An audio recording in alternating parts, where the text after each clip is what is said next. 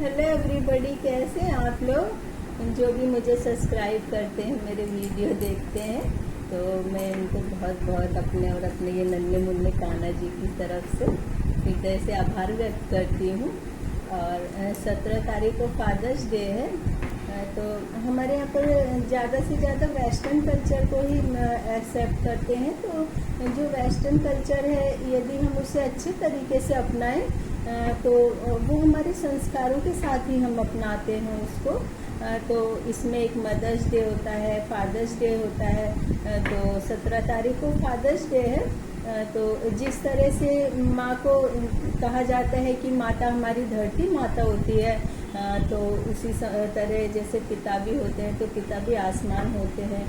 तो जैसे माँ के बिना जो बच्चों का पालन पोषण अधूरा रहता है, तो उसी तरह पिता की भूमिका के बगैर भी जो है बच्चों का पालन पोषण व्यक्तित्व अधूरा रह जाता है। तो पिता का भी बच्चों के लिए होना बहुत ज़्यादा ज़रूरी होता है। और हमारे समाज में माँ को ज़्यादा से ज़्यादा तवज्जो दी जाती है और उसकी जो है त्याग तपस्या को ज़्यादा से ज़्यादा बताया जाता है। लेकिन जो एक पिता का त्याग होता है उसको तो सिर्फ समझा ही जाता है, उसे ज़्यादा से ज़्यादा बताया ही नहीं जाता है। और एक पिता का भी बच्चों के पालन पोषण में बहुत ज़्यादा भूमिका होती है। पहले तो माँ जो है सिर्फ घर में रहती थी, घर का काम करती थी, और जो पिता थे उनको बच्चों के पालन पोषण के लिए बाहर जॉब पर जाना पड़ता था। तो जॉब पर भी जाते थे, बच्चों को स्कूल छोड़ने जाना और घर में भी उन्हें तैयार करने में मदद करना। सभी तो अपने जो पिता को, बच्चों को कभी भी किसी से कम नहीं समझना चाहिए। हम जो उनके पिता होते हैं वो उनके लिए सब कुछ होते हैं। और दुनिया के जो सबसे श्रेष्ठ, सबसे अच्छे तो वो उनके पिता ही होते हैं। तो आपको अपने जो है पिता के ऊपर ना तो कभी गुस्सा करना चाहिए और उनका पूरा मान सम्मान करना चाहिए, क्योंकि आपके जो मान सम्मान और प्रतिष्ठा से ही आपके पिता का गौरव बढ़ता है। चाहे आप एजुकेशन में कितना भी आगे चले जाएं, और आपकी परवरिश का जब भी पता चलेगा कि जब आप अपने माता पिता का ज़्यादा से ज़्यादा सम्मान करते हैं। और आपके पिता चाहे कोई छोटी जॉब पर हो, बड़ी जॉब पर हो, उनकी पर्सनालिटी कैसी भी हो और उनका चाहे व्यवहार भी कैसा हो, लेकिन वो आपके जन्मदाता हैं। तो आपको अपने पिता का हमेशा मान सम्मान करना चाहिए। और मैंने तो अपने बच्चों को हमेशा ही सिखाया है कि आप कभी भी जो है अपने पापा की इंसल्ट ना करें, और यदि वो आपसे कुछ बोलते हैं तो उसका आप जवाब ना दें, क्योंकि यदि वो आपसे कुछ कहते हैं, आपको गलत भी लगता है, तो बाद में आप या फिर मैं उन्हें अपने तरीके से समझा दूंगी। लेकिन जो मैं एक पिता है, उनके जो यदि आप अपमान करते हैं तो उनकी जो प्रतिष्ठा है उसको बहुत ज़्यादा आघात पड़ता है। जो उनकी प्रतिष्ठा होती है समाज से ज़्यादा ना अपने बच्चों के प्रति होती है, क्योंकि वो बच्चों का पालन पोषण करते हैं, छोटी छोटी सी बातों का अपने बच्चों का बहुत ज़्यादा ध्यान रखते हैं, बच्चों को संस्कार सिखाते हैं। तो शादी के पहले तो एक लड़का सिर्फ यही सोचता है कि मैं किस तरह से रहूं, कैसे कपड़े पहनूं, कैसे दोस्त के साथ घूमूं, किस तरह से अच्छी लाइफ जीऊं। लेकिन जो जैसे ही शादी होती है और शादी के बाद वो लड़का पिता बन जाता है, तो वो अपने अंदर एक अच्छे पिता को तराशने लगता है। वो यही सोचता है कि मैं कितना अच्छे से अच्छा अपने बच्चों के लिए कर सकूं, कि मेरे बच्चों की जो है एजुकेशन बहुत ज़्यादा बढ़िया हो जाए और मेरे बच्चे अच्छे से अच्छी तरह से रह सके, मैं अपने बच्चों की सारी ख्वाहिशें पूरी कर सकूं। तो एक पिता की यही सोच बन जाती है। और एक पिता को जो है अच्छा पिता बनाने में एक पत्नी का भी पूरा पूरा सहयोग रहता है, क्योंकि एक अच्छा पति ही एक अच्छा पिता बन सकता है। क्योंकि यदि पति किसी भी राह पे चल रहा हो, यदि राह भटका हो, यदि उसका नेचर अच्छा नहीं हो, या वो किसी भी तरह से जो है आर्थिक दृष्टि से सुदृढ़ नहीं होना चाह रहा, तो ये जिम्मेदारी पत्नी की बनती है कि आप उसे समझाएं कि आपके बच्चे हैं, तो आपको जो है घर के सारे खर्चे भी पूरे करने हैं, आपको बच्चों को अच्छे संस्कार भी देने हैं।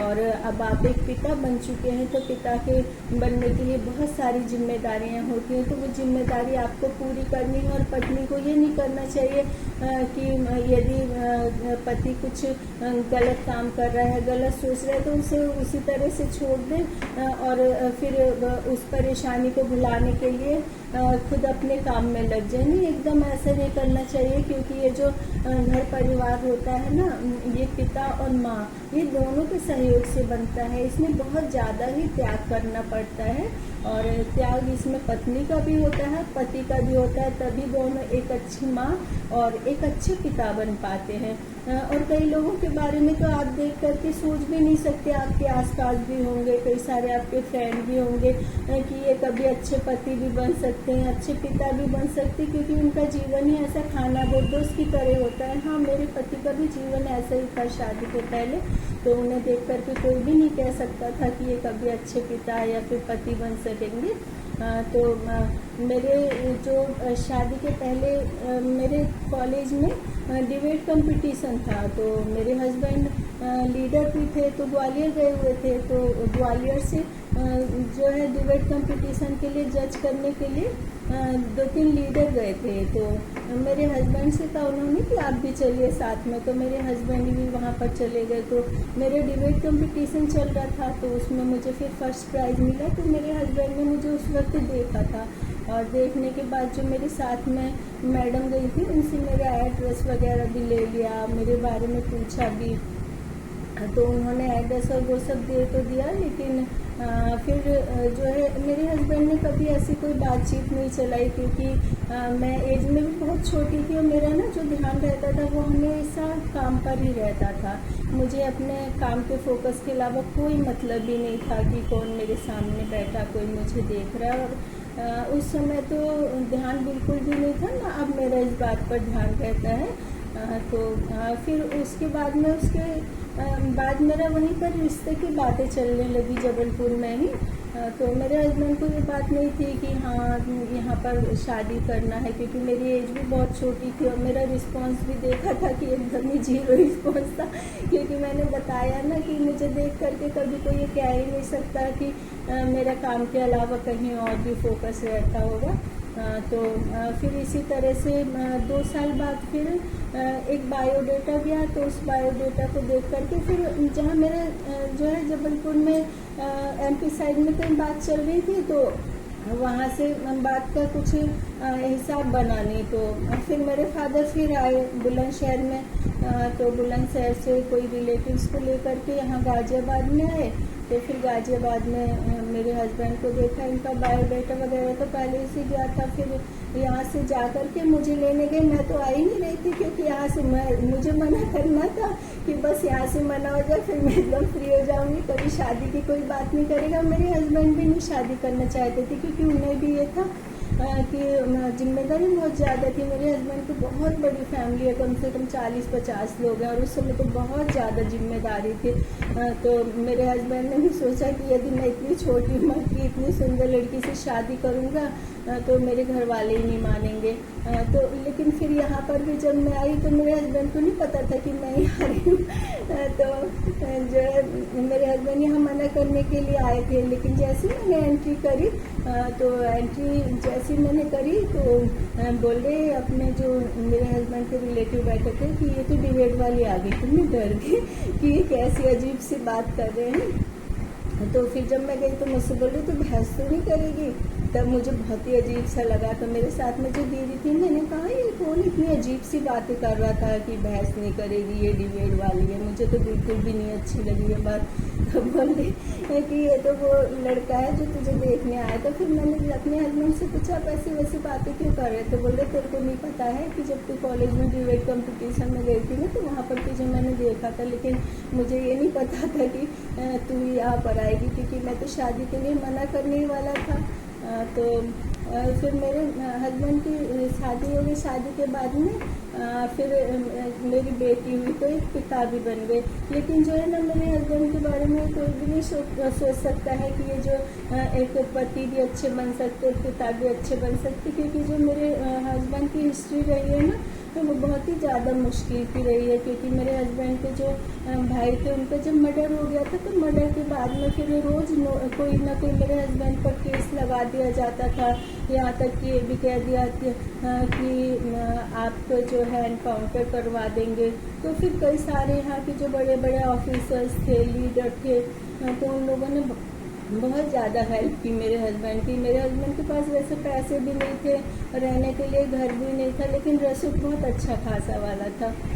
तो फिर काफ़ी सारे यहाँ पर लोग हैं जिन्होंने की हेल्प की। तो उनमें से बहुत सारे लोग तो ऐसे हैं कि अब इस दुनिया में नहीं है। तो एक यदि थोड़ा सा मैं क्लू दूँ तो आप, एक जिला गाजियाबाद पिक्चर आई थी, तो वो जो जिला गाजियाबाद पिक्चर थी ना, तो जो जिन भाई साहब के ऊपर बनाई गई थी, तो काफ़ी सारे उसमें थे। तो एक जिनके ऊपर बनाई गई थी, एक मैन वो थी और एक वकील का भी रोल था। तो जिसने वकील का रोल किया था, तो वो वकील का रोल किया था, तो वो मेरे हस्बैंड की तरफ से ही था वो।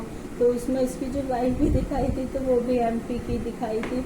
और जब उस दिन पिक्चर आ रही, मेरे हस्बैंड ने कहा चल के पिक्चर देख। तो मैं पिक्चर कभी भी नहीं देखती, क्योंकि मुझे ना पिक्चर देखना बिल्कुल भी नहीं अच्छा लगता। अब मैं बस जैसे गई तो वो सीन आने लगा कि उसमें जो वकील था उसकी वाइफ का मर्डर हो गया। तो मैंने कहा ये क्या गलत सलत दिखा रहे। तो बोल रही पिक्चर मैंने ज़्यादा से ज़्यादा इसी तरह से गलत सलत दिखाया है, क्योंकि यदि इसमें एकदम सीरियस हो, सब कुछ सही से दिखा देंगे तो फिर कोई भी नहीं देखेगा इस पिक्चर को।